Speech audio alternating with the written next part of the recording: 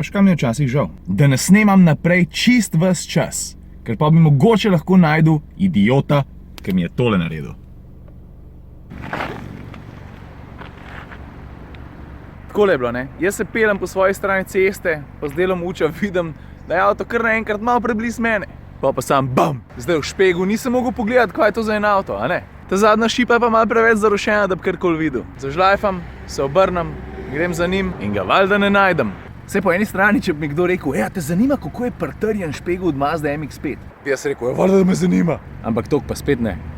V bistvu sem togoten, ka 100 mater, pa zdaj probam s humorjem malo zglediti celo stara, veš?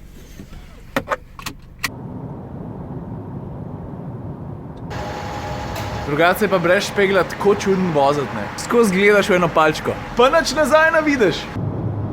Tako je, Mazda MX-5 sem vrnil, tam so celotno situacijo s špeglom zelo dobro sprejeli in tudi seveda razumeli. Zdaj so pa z Gregatom ravno kar naredila dinamike za BMW X1 in so na poti v pisarno.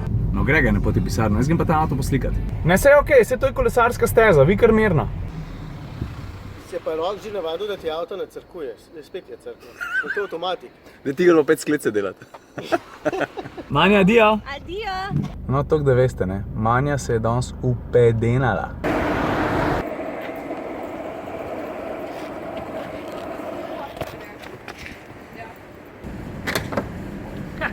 Samo na fotra sva ga.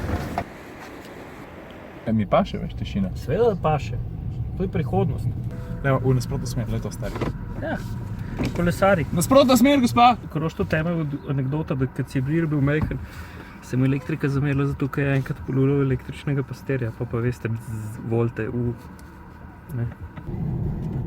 Ja, gre tebi tudi kdaj na jetra, da se peleš v avto, pa da sonce sije 100 na uro, ti imaš pa sončna očala v kufru.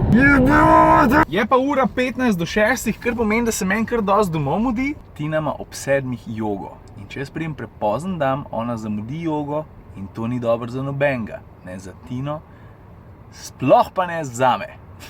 Mama, I'm coming home! Edina stvar, ki gre meni zdajle po glavi, je to ne kako bom kaj posnel za komotar minuto, ampak kako bom tole jufko pojedel. Tako da brez zamere. Toliko dobre pa slastne jufke nisem jedel že celo večnost. Kje sem jo dobil?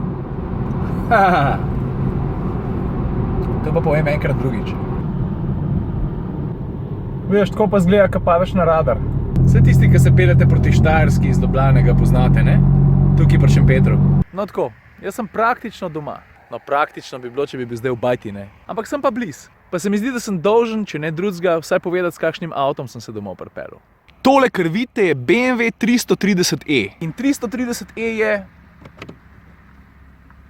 priključni hibrid. Drugač imam pa nos zamašen. In to ziher ne pomeni nič dobrega. Zakaj se jaz zmeri smejim kot butl, čeprav povem stvar, ki sploh ni smešna?